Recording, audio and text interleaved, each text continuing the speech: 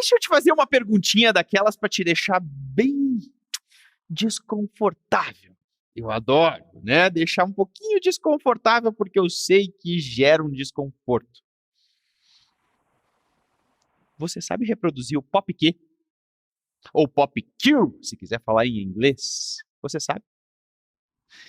E Jader, aquelas letrinhas lá que a gente coloca A, B, A, C, D, H, G.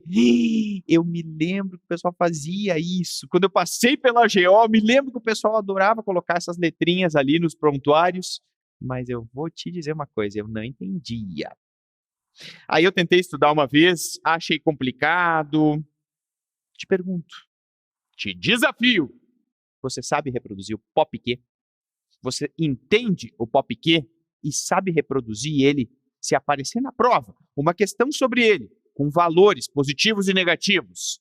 Você sabe interpretar e reproduzir? Guarda esse desconforto, então. Guarda essa provocação que eu sei que gerou. E depois da aula eu vou te perguntar de novo. No final da aula eu vou voltar nessa pergunta e eu quero que você me responda, sabe como? Com clareza, com tranquilidade, você me diga, beleza, eu entendi, eu sei interpretar. Esse é o meu objetivo com essa aula. Então, gente, estamos falando sobre as distopias, os prolapsos genitais, que é um assunto que muita gente torce o nariz quando a gente fala, né? Mas que vocês vão ver que não tem mistério nenhum. É um assunto que, quando a gente entende um pouco e memoriza os pontos principais, vocês vão ver que não tem mistério nenhum.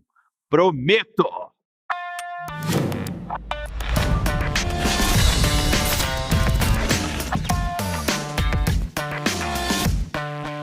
Então vamos começar com o conceito de prolapso de distopia genital. O que é prolapso distopia genital? É qualquer descenso das vísceras pélvicas, qualquer deslocamento caudal das vísceras pélvicas, seja do útero, seja da bexiga, seja do reto, seja da cúpula vaginal. Na verdade, quando tudo isso começa a ter um descenso, a cair, como a gente usa no linguajar coloquial, né?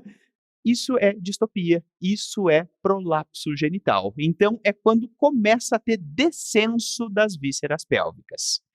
Jader, quais são as vísceras pélvicas que podem ter descenso e como é que a gente chama tudo isso?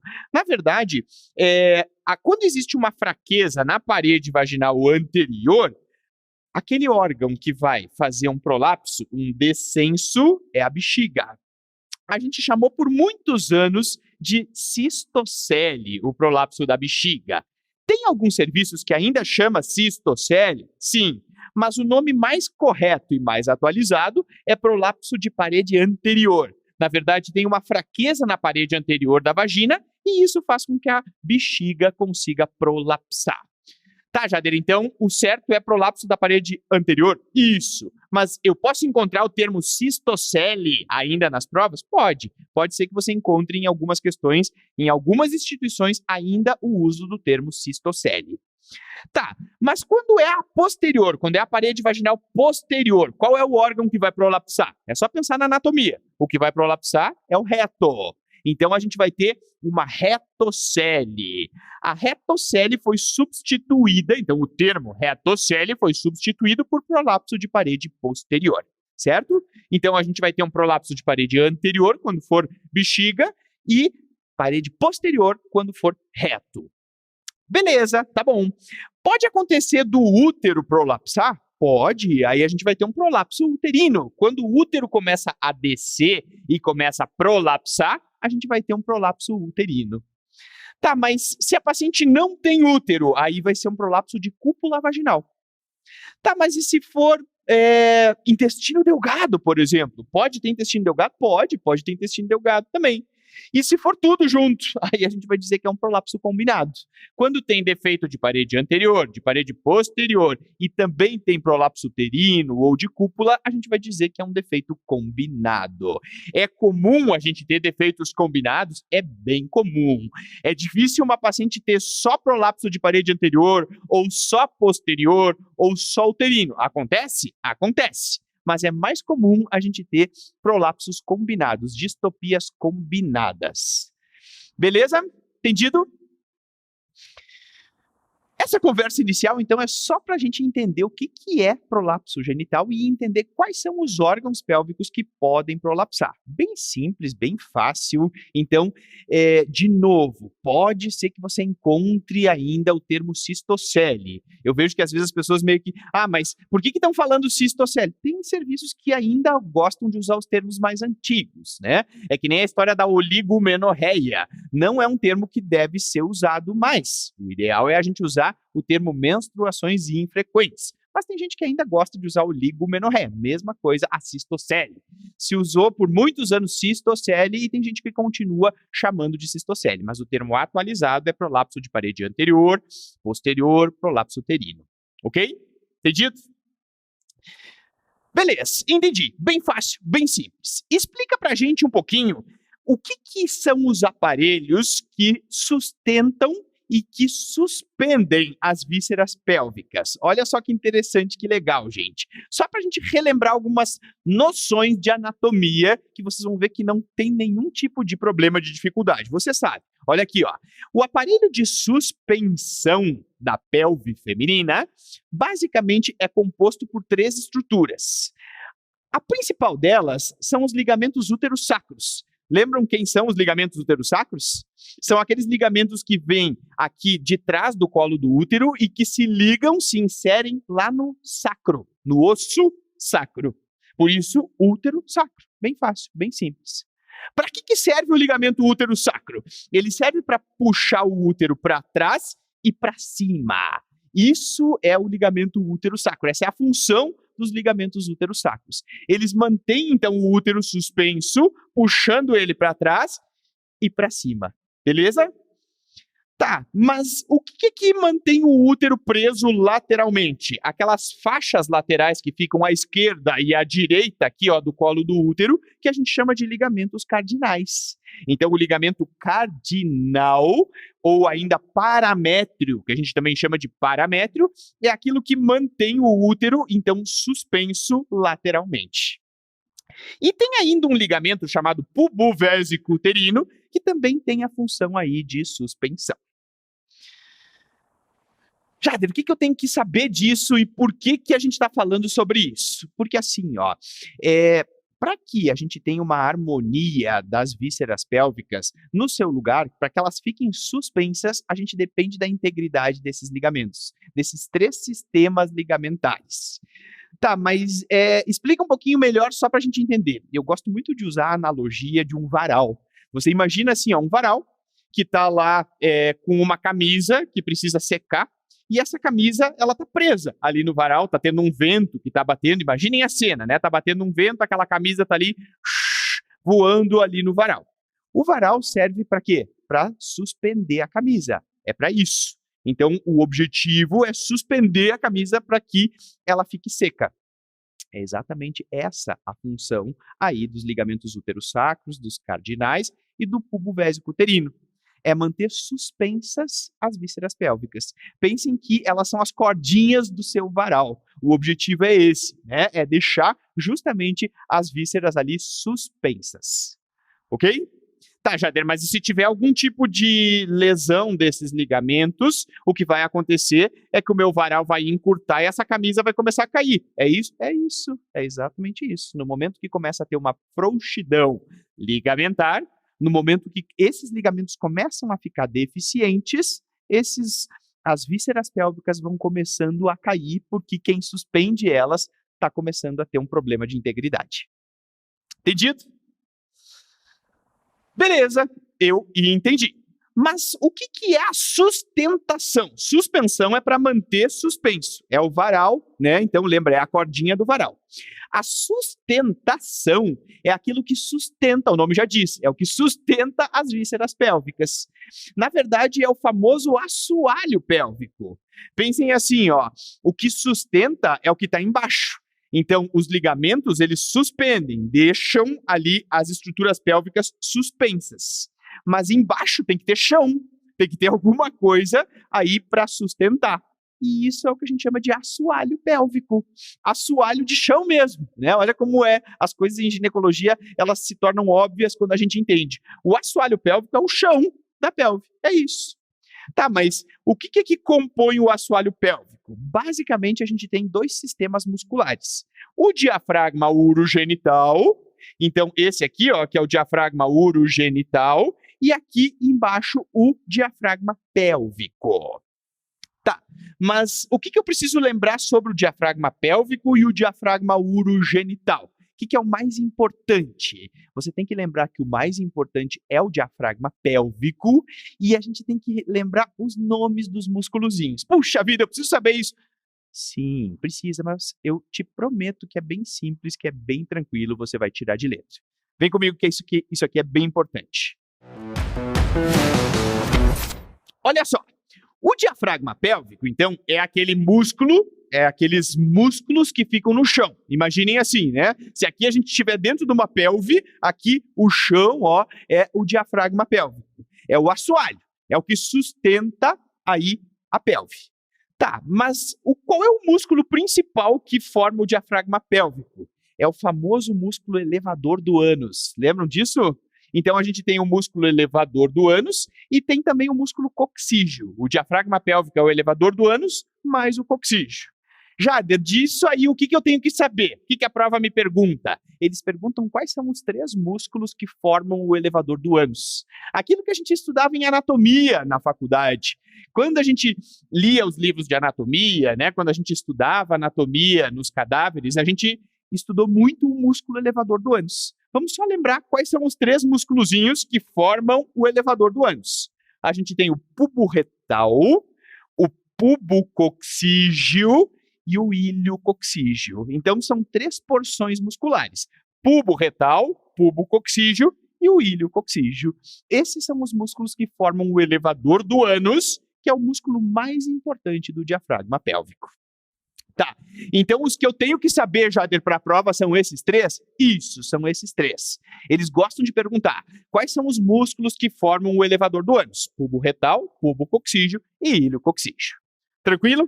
Grifa bem isso, aí sublinha nas suas anotações. Esses são os nomezinhos dos músculos do assoalho pélvico que você tem que lembrar. Só. Não precisa ficar sabendo outras coisas, retináculo de Martin, todas aquelas... Não viaja, isso não precisa para a prova. O que precisa saber são esses 3, ok? Bem tranquilo. Tá, mas assim, além do diafragma pélvico e do diafragma urogenital, tem mais alguma outra coisa que faz parte aí da sustentação da pelve feminina? Tem a famosa fáscia endopélvica. O que é essa fáscia endopélvica? É uma fáscia, na verdade, que se estende aqui, ó, entre as vísceras pélvicas. Essa fáscia, é só lembrar assim, ó, fáscia endopélvica. Ela recobre o assoalho pélvico, ela está em cima ali dos músculos do assoalho pélvico, e essa fáscia endopélvica também faz parte aí do aparelho de sustentação da pelve. Tá, mas o que eu tenho que saber dessa fáscia maldita aí? Calma, ó, é bem fácil. Você só tem que saber que existem nomes que a gente dá para essa fáscia dependendo do lugar onde ela tá. Então, quando a fáscia, ela tá aqui, ó, entre a bexiga e a vagina, na verdade, essa fáscia recobre aqui entre a vagina, o colo do útero e a bexiga, a gente vai chamar ela de fáscia pubocervical. E quando ela tá aqui atrás, ó, entre a vagina e o reto, olha que fácil, gente, não tem como errar. Se a fáscia endopélvica está entre a vagina e o reto, a gente chama de fáscia retovaginal. Bem fácil. Então, aqui ela vai se chamar, a fáscia endopélvica vai se chamar de fáscia retovaginal. Aqui, na frente da vagina, entre a vagina e a bexiga, a gente vai chamar de pubocervical. Entendido? Beleza? Viram que não cai pedaço nenhum, né? Não cai pedaço nenhum. Às vezes a gente olha aquele monte de nome de músculo do assoalho pélvico e a gente já fica, meu Deus, calma, é isso. O que você precisa saber é isso. Lembrar que tem suspensão e sustentação e lembrar que os de sustentação, o principal, é o músculo elevador do ânus. Ok? Tranquilo? Beleza. Tá bom, Jader, entendi. Quais são os fatores de risco para ter distopia, para ter prolapso genital? Olha que legal. Os fatores de risco, na verdade, são todos aqueles relacionados à falta do hormônio feminino, que é o que dá o trofismo, e também ao processo de envelhecimento. A gente sabe que também tem relação com isso. Além disso, a gente tem também as lesões do assoalho pélvico. Então vamos pensar assim, o que poderia gerar uma fraqueza dos aparelhos de suspensão e de sustentação? A falta do estrogênio, o hipoestrogenismo.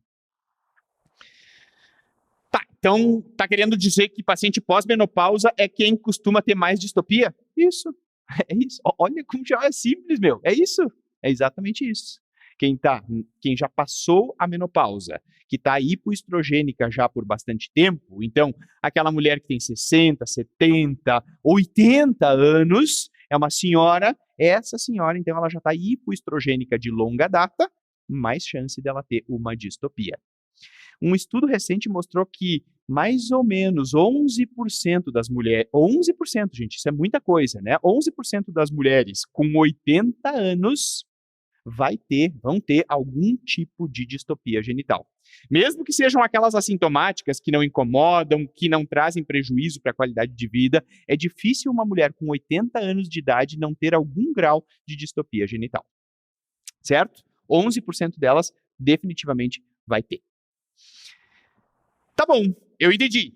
Mas que mais que pode ser também? Fragilidade constitucional pode ser? Pode. Tem pessoas, tem mulheres que têm aí uma deficiência de colágeno, tem mulheres que têm uma fragilidade constitucional, porque a mãe foi assim também, a avó foi assim também. Então, tem relação constitucional também? Tem. Assim como tem pessoas, tem mulheres com 90 anos e que não tem nada. Por quê? Porque definitivamente tem aí um aparelho de sustentação e de suspensão íntegros e não tem nada de fragilidade constitucional. Então, é um fator de risco com certeza. Inclusive, nas mulheres que nunca tiveram nenhum tipo de parto vaginal, é o fator de risco mais importante aí, a chance, né, dela ter um prolapso é realmente por fator constitucional. Tá, Jader. Mas fala um pouquinho sobre essa questão da gestação e do parto vaginal, então. Sim, esse é o grande fator de risco para ter distopia genital. Por que, Jader? Porque todo o mecanismo de parto e todo o mecanismo fisiológico que precisa acontecer para o nascimento, ele definitivamente aumenta a chance de uma distopia no futuro. Os estudos têm mostrado, gente, que aquelas mulheres que têm 2 partos vaginais, elas têm 8 vezes mais chance, 8, olha só, 2 partos vaginais, 8 vezes mais de chance de uma distopia, um prolapso genital, do que aquelas mulheres que não tiveram parto vaginal. Então, definitivamente, o parto vaginal é, sim, considerado como um fator de risco, certo? Tá, mas tem um tipo de parto vaginal que aumentaria mais o risco? Com certeza. Então, a gente tem aí, fetos macrossômicos, aqueles bebês muito grandes, aumenta a chance. Aqueles partos mal assistidos, quando a paciente está fazendo força, né? E aí, aquela força a gente vê que vai romper ali o períneo da paciente. Ninguém está fazendo nenhum tipo de proteção, né? Do períneo. Também, partos vaginais mal assistidos também é fator de risco. Não só o parto vaginal em si, né? Mas se ele for mal assistido, maior a chance da paciente ter uma distopia no futuro. Certo? Muito bem. Que mais? Tem alguns outros fatores que aumentariam essa chance? Tem. As obesas, elas costumam ter mais distopias genitais pelo aumento da pressão abdominal. As pacientes constipadas têm mais também, pelo mesmo motivo, pelo aumento da pressão abdominal, e as que têm DPOC, né, a tosse crônica, aí também aumenta a chance de ter uma distopia, de ter um prolapso. Tudo isso, gente, é considerado fator de risco. Tem alguns outros fatores de risco reconhecidos? Tem, mas esses aqui são os principais. Então, os fatores relacionados ao hipoestrogenismo, a fragilidade constitucional, que isso é uma coisa de cada mulher, de cada pessoa, e também os fatores obstétricos, né, relacionados aí ao parto e à gestação. O próprio fato de ter gestado também aumenta risco, mesmo que ela tenha tido, digamos que ela teve 3 gestações, teve 3 cesarianas, ela também tem mais chance de ter, claro que o parto vaginal em si é uma chance maior, mas a gestação também, mesmo que não tenha tido parto vaginal, também é fator de risco. Por quê? Porque o aumento do útero, aquela pressão exercida pelo útero gravídico no assoalho pélvico e também no aparelho de suspensão, aumenta também o risco da ocorrência de uma distopia no futuro. Então, só o fato de ter engravidado também é considerado como fator de risco. Tranquilo, né, gente? Vocês viram que é bem simples, assim, é só a gente mais ou menos entender o que é o problema, que a gente já mais ou menos consegue entender quais são os fatores de risco. Beleza? Vamos falar de clínica agora? Agora nós vamos para a parte que vocês mais gostam, que é dia a dia, mais o nosso métier, né, o nosso dia a dia.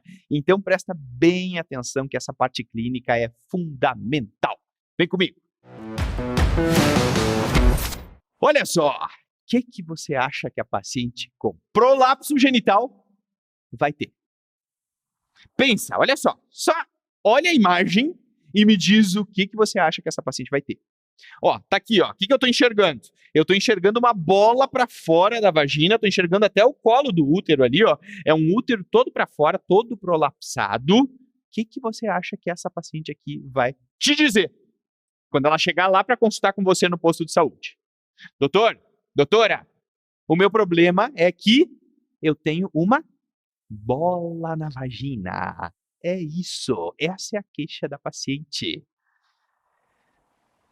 Jader, então quer dizer que é assim que as pacientes falam e é assim que eu penso num prolapso genital? Exatamente isso. Inclusive nas provas, nos enunciados de questões, eles colocam entre aspas, paciente de tantos anos, 70 anos, refere sensação de bola na vagina. Então, a famosa bola na vagina, quando tiver esse termo, que aparecer esse termo na sua prova e na sua vida, alguma paciente vai dizer isso para você, já tem que acender a luzinha de que é um prolapso, uma distopia genital. Bola na vagina, você sempre tem que pensar em prolapso genital. Olha, doutora, isso aí já faz 6 meses que está assim, 1 ano que está assim, eu no início fiquei meio assim, não quis procurar ajuda. As pacientes já de mais idade, às vezes, têm isso, né? Sei lá, já tô com 80 anos, eu não ia ficar procurando médico e tal, né? E, assim, tem que ir, não tem por que não ir, tem tratamento, tem solução, então tem que ir, não tem por que ficar com aquela sensação de que tem alguma coisa saindo para fora da vagina, certo? Tá, mas o que mais elas podem ter também? Imaginem assim, ó, gente, isso aqui tá para fora da vagina. Isso aqui vai começar a roçar na calcinha, certo? Certo. Essa paciente vai ter sangramento. Então, às vezes elas dizem, olha, tem uma sensação de sangramento, eu vejo a calcinha tem sangue, por quê? Porque ficou roçando na calcinha, né? E pelo próprio atrito acabou causando sangramento. Também é uma queixa que as pacientes podem ter.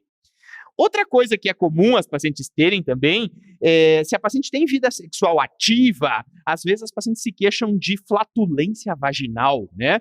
Porque quando ela vai ter relação sexual, o pênis empurra isso aqui tudo lá para dentro e junto entra um monte de ar, né? Então a paciente diz, olha, é um negócio assim, ó, que sai, doutor, um punzinho da vagina, né? Sai um punzinho depois da relação sexual. É isso mesmo, é flatulência vaginal o nome disso, né? Porque sai aí aquele punzinho assim, porque entrou ar, né? Esse ar que entrou, ele precisa sair, certo? Sempre que eu falo isso, eu lembro que os alunos às vezes me perguntam assim, tá, mas espera aí, isso aí quer dizer que tem prolapso, que tem distopia genital, flatulência vaginal? Presta atenção, olha só. É uma queixa que é comum de acontecer em quem tem distopia genital, mas pode acontecer com todo mundo. Mesmo quem não tem distopia genital pode acontecer. Lembra que flatulência vaginal é uma ocorrência comum, é uma ocorrência frequente, não é problema, certo? Pois é, sabe que assim, eu, quando transo lá com meu namorado, eu vejo assim que às vezes sai da vagina, né, tipo um punzinho assim, né, comum isso, né, bem comum isso. Às vezes quando eu vejo, né, saiu aquele, às vezes até uma rajada, assim, assim, isso é normal, é comum. Às vezes ela diz assim pro namorado, não acredito, você deu pum aqui. E aí ele olha para ela, não, eu não dei pum nenhum, não. Alguém peidou aqui, né? Não, ninguém peidou. Assim, ó, é flatulência vaginal o nome disso. Isso é normal, isso é comum de acontecer mesmo em quem não tem distopia vaginal, certo?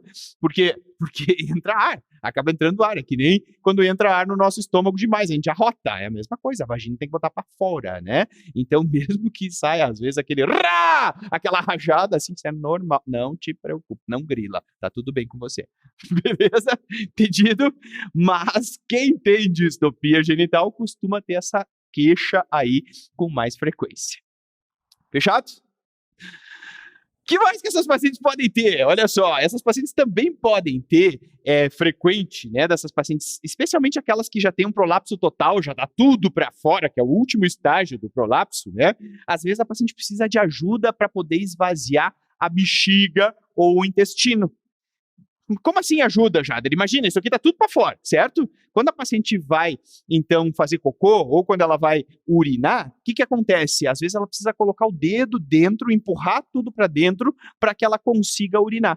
Porque imagina, a uretra faz assim, né? Ela acaba fazendo ali, ela fica guilhotinada, coitada, né? Mesma coisa o intestino. Então, às vezes, para poder esvaziar completamente a bexiga ou o intestino, a paciente tem que usar os dedos, empurrar para dentro, para ela conseguir fazer aí, então, as suas necessidades. Isso é uma coisa que pode acontecer também. Tá, beleza, eu entendi. Mas quando eu examino a paciente, o que eu tenho que fazer para saber qual é o tipo de prolapso?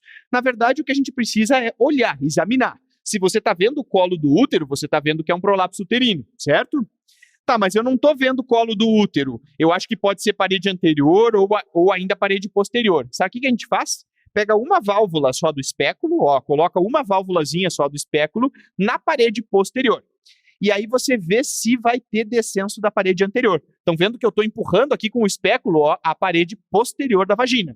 Então, a parede anterior, ela fica prolapsada. Isso aqui é um prolapso de parede anterior, antigamente chamado cistocele.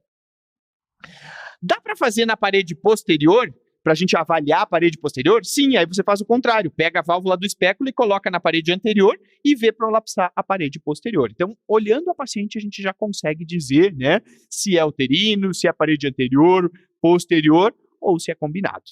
Ok? Maravilha, tranquilo, Jader, entendi, bem fácil, bem simples. Como é que se faz a graduação do prolapso genital? Antigamente se usava a classificação, a graduação de Baden-Walker. Essa graduação, ela dizia assim, era bem fácil, era bem simples, bem tranquilo, né? Ela dizia assim, que quando a gente tem um prolapso que não chega no introito vaginal, a gente tem um grau 1, um prolapso grau 1. Quando a gente tem um prolapso que chega ao nível do introito vaginal, vai ser grau 2, certo? Então aqui a gente tem um grau 1, ele não chegou aqui bem no introito vaginal, então é um grau 1. Quando chega bem ao nível do introito, é um grau 2. E quando sai para fora, é um grau 3. Era fácil, era bem simples, né? Grau 1, 2 e 3, usando o introito vaginal como a nossa referência. Mas aí veio a famosa classificação, a famosa quantificação dos prolapsos genitais, que a gente chama de POPQ, ou ainda POPQ, Pelvic Organ Prolapse Quantification. Olha só que bonito, né? É o POPQ, é o famoso POPQ, que eu sei que muita gente fica estressado com o tal do POPQ, mas olha aqui, ó. Eu te prometo que a gente vai fazer uma coisa bem legal, bem interativa, e a gente vai aprender de vez esse POPQ para não errar mais. Olha só como não tem mistério. Na verdade, o grande problema do POPQ é o preconceito que a gente tem quando a gente olha ele pela primeira vez. E quando já olha tudo direto as letrinhas ali, a gente já se apavora, já se assusta. Olha só como ele é simples. Ele se baseia, na verdade, no mesmo princípio daquela classificação antiga de Baden-Walker. Eles dizem assim, Pega bem o introito vaginal, que eles chamam de anel himenal, que era onde estava o ímen da paciente, e chama esse lugar aí de plano zero, certo? Aí eles colocam assim, ó, se você traçar essa linha aqui, ó, bem no introito vaginal, esse é o plano zero. Para cima, a gente vai ter planos negativos, -1, -2, -3, e para baixo nós vamos ter planos positivos, +1, +2, +3. Jader, o que é isso? Esses coisas aí de 1, 2 e 3. É centímetro. É uma classificação em centímetro. Então, assim, ó, se eu tenho 1 centímetro para cima aqui do plano zero, que é bem o anel himenal, eu vou ter -1. 2 centímetros para cima, -2. 3 centímetros para cima, -3. Então, para cima é negativo. E para baixo do plano zero, ou seja, para fora da vagina, é positivo. +1, +2, +3. Mas isso aí me lembra aquelas coisas da obstetrícia, tipo planos de Deli, né? Não era assim? Quando era para cima era negativo e para baixo positivo? É a mesma coisa, né? Só que, claro, são outras coisas, são coisas diferentes, né? Na obstetrícia, a gente traça uma linha imaginária interespinhática para ver a altura da apresentação. Isso é uma coisa. Mas a gente também classifica como negativo para cima e positivo para baixo. É o contrário, né? Se a gente for pensar matematicamente, é o contrário. Para cima é negativo, para baixo é positivo. Aqui é a mesma coisa. Só que a linha que você traça é o anel himenal.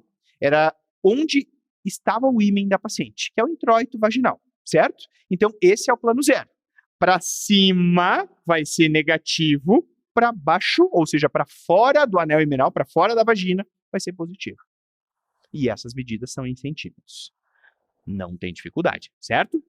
Certo. Eu sei, mas é que quando eu vejo aquelas letrinhas, eu me assusto, eu me apavoro e... Calma, segura sua onda aí, para com isso. Eu sei que você faz isso, Porque você pensa, pois é, calma, segura sua onda. Para de preconceito, a gente costuma não gostar daquilo que a gente não sabe. Então você vai aprender, vai entender, e eu te prometo que você vai até começar, puxa, até que não é esse bicho de 7 cabeças aí que eu imaginava. Então pode parar com isso. Presta atenção e vamos entender agora o PopQ. Vem comigo! Então, olha só. A gente vai pegar uma imagem de uma pelve e a gente vai olhar quais são os pontos que a gente precisa saber e a gente vai olhar um por um deles de uma forma bem leve, bem didática. O primeiro ponto que a gente precisa entender é o ponto A. É, você mesmo. Isso é o ponto A. O que é o ponto A? Gente, o ponto AA é um ponto que fica na parede anterior da vagina. Ele é um ponto fixo, fica na parede anterior da vagina. E sabe o que acontece? Ele fica a 3 centímetros acima do anel himenal. Esse ponto aqui, ó, o AA, ele fica 3 centímetros acima do anel himenal. Tá, mas o que ele corresponde? Ele corresponde à junção uretrovesical. É isso, na parede anterior da vagina. Vamos colocar ele no lugar certo? Ó, tá ali. Esse é o ponto AA.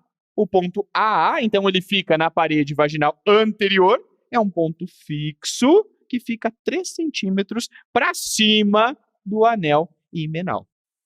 Bem fácil, bem simples. Esse é o ponto AA. Certo? Tá, Jader, mas tem também o BA, certo? Tá aqui ele. Esse é o ponto BA. O ponto BA, ele também tem A, a segunda letrinha também é A, porque também é na parede vaginal anterior. O ponto BA é um ponto móvel que corresponde ao ponto de maior prolapso da parede vaginal anterior. Vamos botar ele no lugar? Ó, tá aqui ele. Esse é o ponto BA. Então, ele é um ponto móvel na parede vaginal anterior e que corresponde ao ponto de maior prolapso. Tá, Jader, mas se a paciente não tem prolapso nenhum, o ponto A e BA, eles coincidem, certo? Certo, é isso. Se ela não tem prolapso nenhum, o ponto AA e o BA coincidem. Tá aí, eles coincidem onde? Olha que fácil que fica. Se é 3 centímetros para cima do anel himenal, ele vai ser o ponto -3. Viu que fácil? Que simples. Ah, então tá. Parece aquelas coisas de genética, isso, né? Azão, azinho. Não, não tem nada de genética, não parece. Você lembra da genética, mas não tem nada a ver com genética. É só pensar que o segundo Azinho é de parede vaginal anterior, é a de anterior. Então, o AA é um ponto fixo na parede vaginal anterior, 3 centímetros acima do anel himenal. BA é o ponto de maior prolapso. Jader, e se na hora me der um chabu na hora da prova e eu não lembrar dessas coisas, né?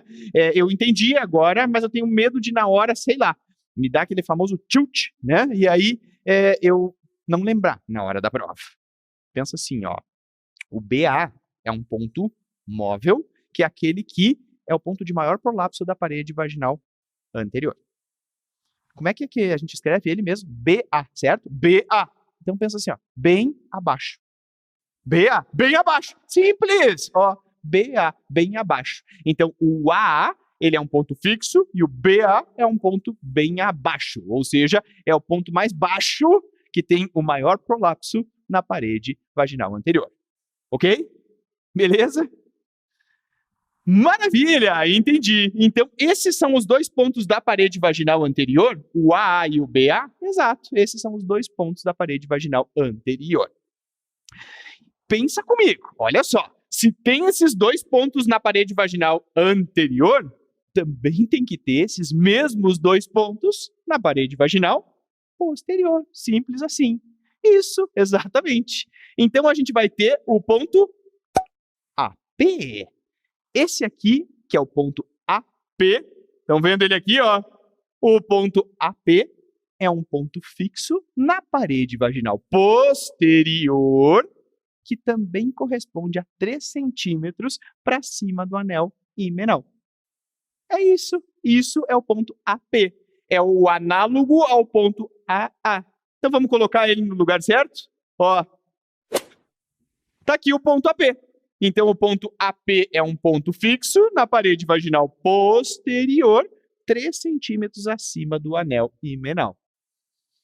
Ah, então o P que tem depois aqui do A maiúsculo é de parede posterior. Isso. Se tem A na anterior, vai ter P na posterior.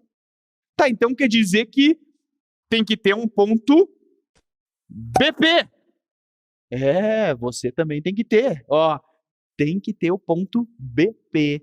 O ponto BP é um ponto móvel na parede vaginal posterior que corresponde ao ponto de maior descenso, de maior prolapso na parede vaginal posterior. Vamos colocar ele? Ó, tá aqui. Esse é o ponto BP. Gente, olha que simples. Então quer dizer que tem o AA e o BA na parede anterior e o AP e o BP na posterior. É isso? É isso. Tá, então quer dizer que se eu tenho uma mulher que não tem prolapso nenhum, o ponto AP e o BP coincidem? Sim, eles coincidem. E eles estão em -3. Ou seja, eles estão 3 centímetros para cima do anel himenal. Tá claro? Entendido? É isso, ó. Gente, olha só como é simples. Às vezes quando a gente olha todos eles juntos, né? Você olha ali HG, CVL, aquele monte de sigla, CDD, AP, BP, aí a gente parece que fica meio louco, né? Então, assim, ó, vamos com calma. A gente vai assim, ó, colocando um por um dos pontinhos e fica fácil, fica tranquilo, fica lógico da gente entender. Entendido? Falamos da parede anterior e falamos da parede posterior. O que a gente também tem que colocar como ponto importante? A gente lembra que tem um útero ali, certo? Esse útero tem um colo. O colo do útero, quando tem um prolapso uterino, ele vai descer, certo? E a primeira coisa que vai descer e vai prolapsar é o colo uterino, certo? Certo. Então quer dizer que tem que ter um ponto C de colo uterino? É isso, tem que ter um ponto C de colo uterino. O que é, então, esse ponto C. O C, gente, é o ponto mais distal do colo uterino. Então, a gente vai olhar onde que está a parte mais baixa do colo uterino e vai dizer que esse é o ponto C. Vamos colocar ele no lugar? Tá ali. Esse é o ponto C. É o ponto mais baixo, mais distal do colo uterino. Tá, Jader, mas se a paciente não tiver útero, se ela for esterectomizada, aí o que é o ponto C?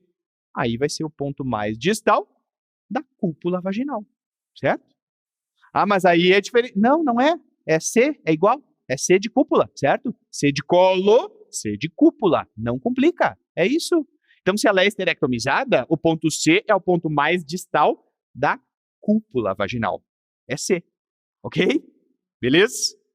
Só pelo amor de Deus não me fala um cópula. Eu já vi isso, né? O ponto C, na verdade a paciente é esterectomizada, então o ponto C é o ponto da cópula vaginal. Cópula vaginal é sexo, é diferente, certo? É cúpula vaginal. Cúpula é o ponto mais distal da cúpula da vagina quando a paciente é esterectomizada. Beleza? Entendido? Muito bem. E o que seria o ponto D? Gente, o ponto D é aquele ponto que fica atrás do colo do útero e que corresponde a onde surgem os ligamentos útero-sacros. Os ligamentos útero-sacros, então, fica atrás ali do colo uterino, são aqueles ligamentos que puxam o útero para trás e para cima, e eles ficam, então, classificados como D. Tá, Jader, mas aí o D, como é que eu gravo? Como é que eu decoro o D? Lembra que atrás do colo do útero a gente chama anatomicamente de fundo de saco de Douglas. Lembra disso? É isso aí. Então, D de Douglas. Vamos botar ele no lugar? Pá! Tá aqui ele. Olha aqui, o D de Douglas, porque é o ponto que fica no fundo de saco de Douglas. É só lembrar. C de colo, D de Douglas. Então, esse é o ponto atrás do colo do útero, onde tem os ligamentos úteros sacros, que a gente vai classificar como ponto D. Ou ainda, então, Douglas. Só lembrar de Douglas, que fica fácil de você lembrar o que seria o ponto D. Entendido? O que é importante eu saber em relação a esse ponto D, né?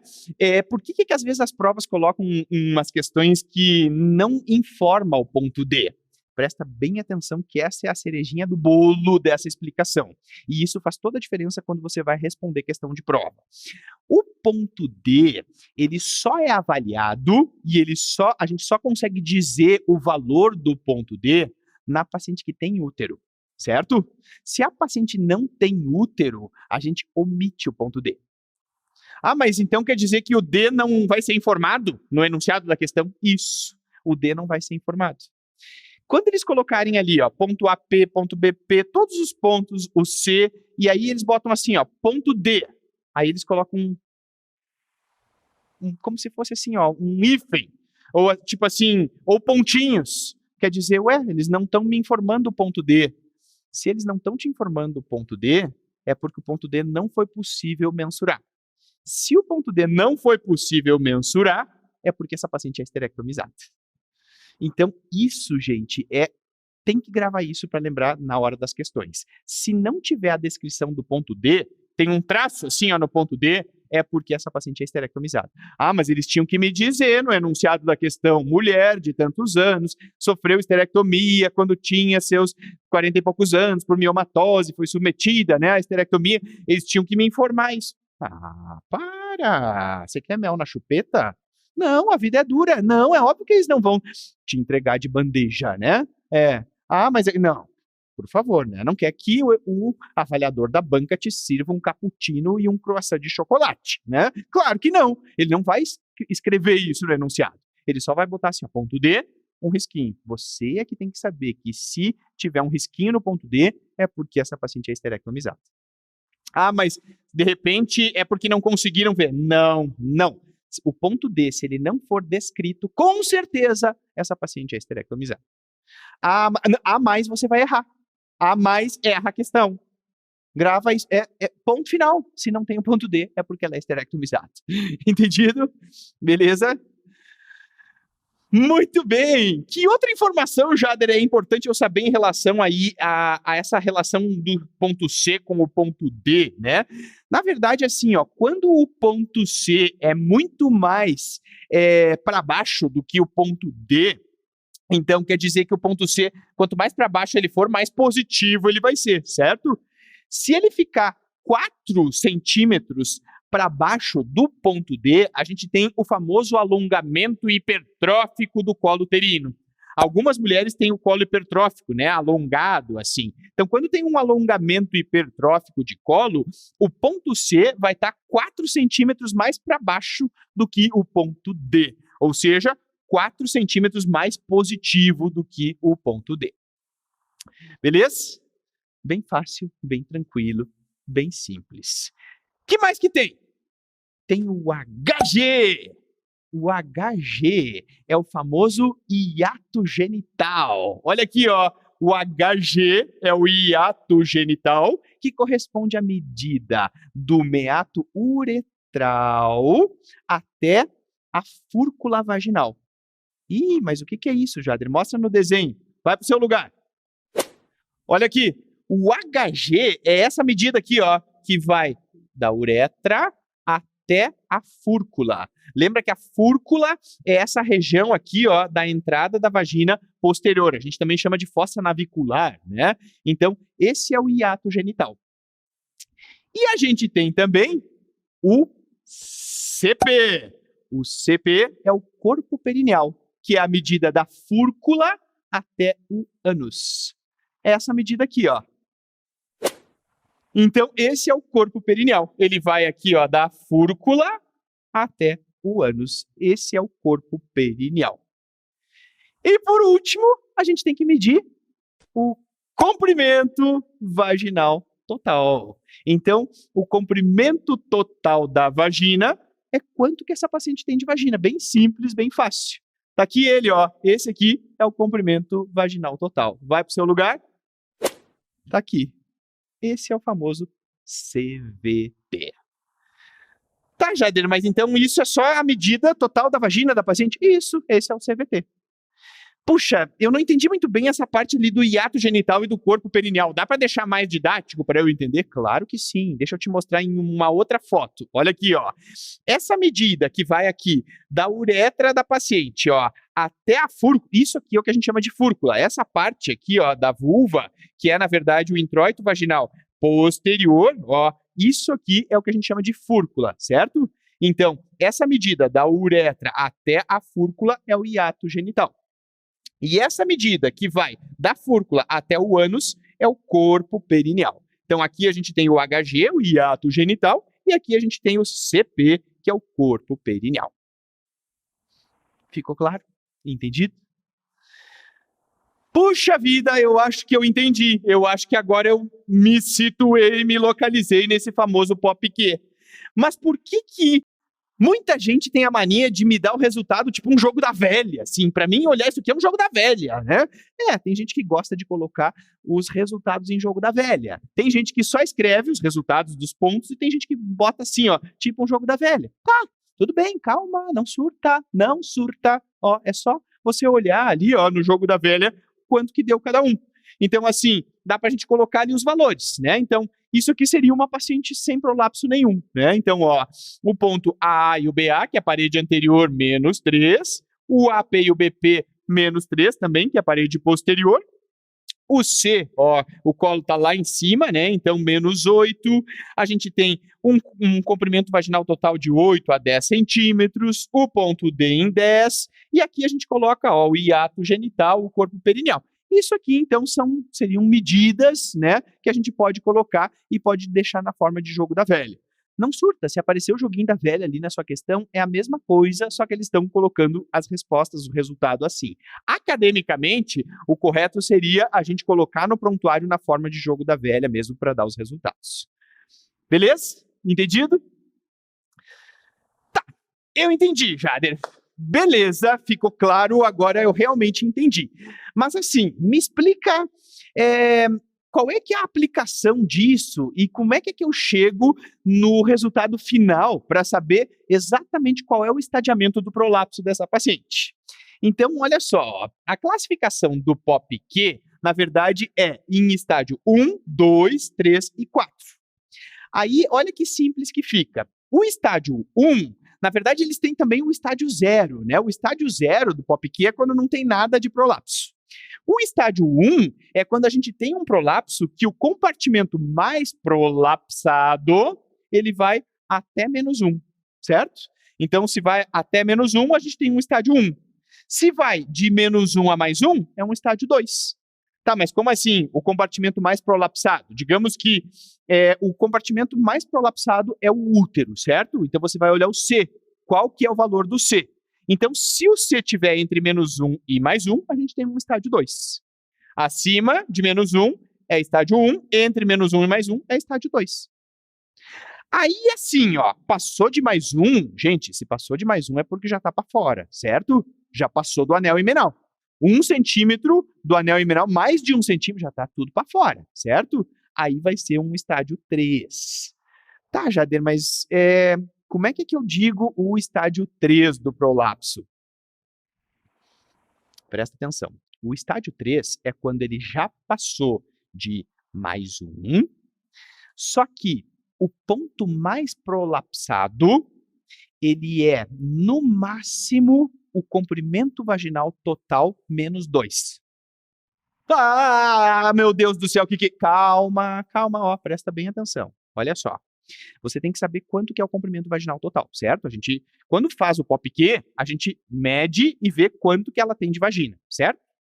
Digamos que seja uma paciente que tem 9 centímetros de vagina. O comprimento vaginal total é 9, beleza? Beleza, então tá. Aí, o ponto mais prolapsado é a parede posterior. E esse ponto está em +5, certo? Então, vamos pensar assim. Bom, +5 já passou de +1. Então, se já passou de +1, já não é mais um estágio 2. Já é um estágio 3. Mas ele está em +5. Tá, mas se a vagina mede 9, eu tenho que fazer assim, ó, 9 menos 2. Subtrai 2 centímetros do comprimento vaginal total. Quanto que dá? Dá 7. O ponto mais prolapsado, ele não atinge -2 do comprimento vaginal total, certo? Então, é um estágio 3. Se ele atinge já -2 do comprimento vaginal total, aí eu já vou dizer que é um estágio 4. Ah, mas então assim, quando que seria o último estágio, né? Que seria o estágio 4, né, do prolapso genital. Nesse exemplo que você deu, uma vagina de 9 centímetros. Se o ponto mais prolapsado está em +7. Uma vagina de 9 menos 2 dá 7, certo? Então, se for 7, ou mais ainda do que 7, a gente diz que é um estadio 4, certo? Se for até 2 centímetros do comprimento vaginal total, aí a gente vai ter ainda um estadio 3. Entendido? Ficou claro? Maravilha! Mas será que não tem uma forma mais prática ainda, mais didática ainda da gente aprender, da gente entender?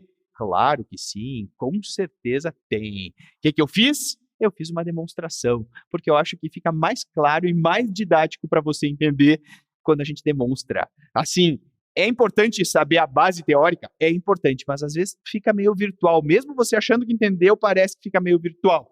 Então presta atenção que eu fiz uma demonstração com uma régua e uma boneca para você ver que para colocar bem na prática mesmo, para você entender a diferença do estágio 3 para o estágio 4.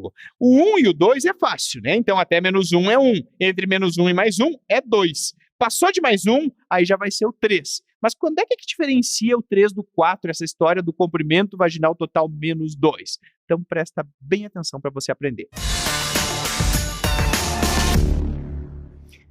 Então, olha só, o que é esse estágio 3, né? Que às vezes a gente fica nessa, tá, mas o que seria esse até 2 centímetros do comprimento vaginal total? Você imagina que você examinou a paciente, certo? Aí você tem aí um comprimento vaginal total de 8 centímetros. E aí a gente está fazendo a mensuração do prolapso aqui, ó. A gente viu que o compartimento mais prolapsado está em mais 5. Então, quer dizer, olha só, eu tenho o compartimento mais prolapsado em mais 5 e o comprimento vaginal total é 8 centímetros. Então, se ele está em 5, ele está até 2 centímetros do comprimento vaginal total, porque 2 centímetros do comprimento vaginal total seria 6, certo? Se ele tivesse em 6 ou mais ainda do que 6, aí a gente já teria um estágio 4.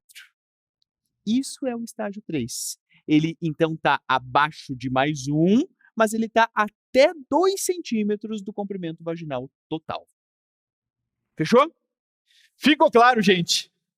É isso, ó. Então é isso, não tem erro. O que é importante você lembrar é que assim, ó, o estádio 4, ele é 2 centímetros a menos do comprimento vaginal total. Então, se pega 2 centímetros a menos, então nessa paciente que tem 10 centímetros de vagina, a partir do 8 já é considerado aí como estádio 4, certo? Geralmente, essas pacientes que estão com prolapso total, com estágio 4, que é o último grau de prolapso, são aquelas pacientes que têm dificuldade mesmo de esvaziar a bexiga e o intestino, né? Essas pacientes que está tudo para fora, elas precisam reduzir o prolapso para elas conseguirem esvaziar a bexiga e o intestino também. Fechados? Ficou claro?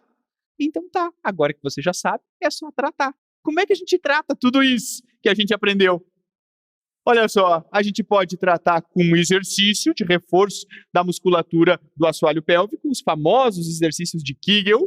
Então, dá para fazer o exercício, o ideal é ter uma orientação de fisioterapeuta para fazer esses exercícios corretamente, mas é uma estratégia boa, que funciona bem. A gente pode usar estrogênio vaginal para melhorar o trofismo vaginal e melhorar o prolapso? Com certeza podemos.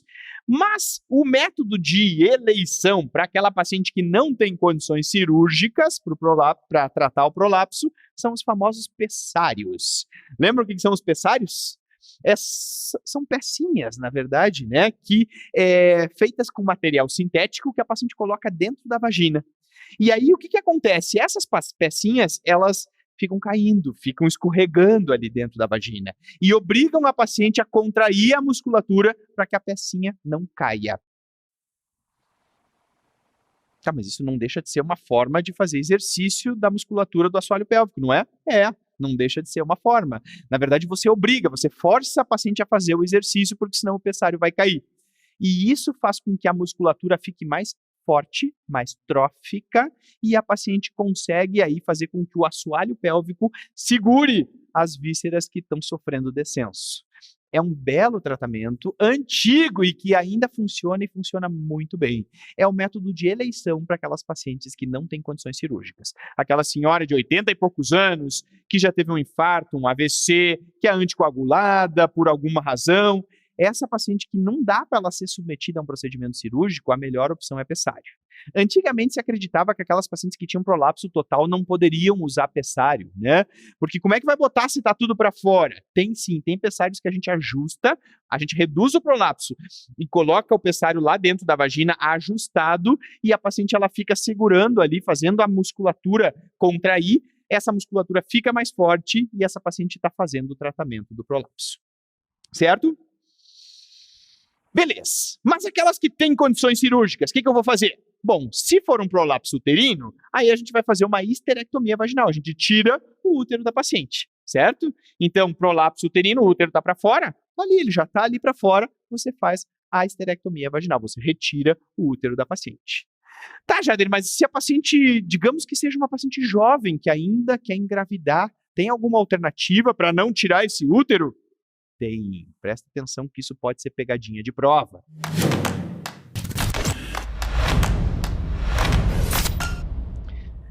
Tem uma cirurgia chamada cirurgia de Manchester. Essa cirurgia, na verdade, é uma amputação do colo do útero. Aquelas pacientes que têm prolapso nos estádios 1 e 2, que ainda não está, então, ali, aquele útero muito para fora, a gente pode só amputar o colo do útero. A gente tira o colo do útero e mantém o corpo. E aí você deixa o corpo do útero para que essa paciente ainda consiga gestar. Pouquíssimos serviços ainda fazem a cirurgia de Manchester. É uma cirurgia que está se tornando mais obsoleta porque os resultados, mesmo para a gestação, não são bons, né? Mas é uma possibilidade para paciente que ainda quer engravidar. Para as pacientes com alongamento hipertrófico do colo uterino, também é uma possibilidade, porque aí você tira só o colo do útero e mantém o corpo, certo? Tá, Jader. Mas se for um prolapso de parede anterior, antiga cistocele, o que eu tenho que fazer? Eu tenho que abrir a parede vaginal anterior, identificar a fáscia pubocervical e eu vou dar pontos nessa fáscia. Eu vou corrigir o defeito que tem ali na parede anterior. Então eu chamo isso de colporrafia anterior.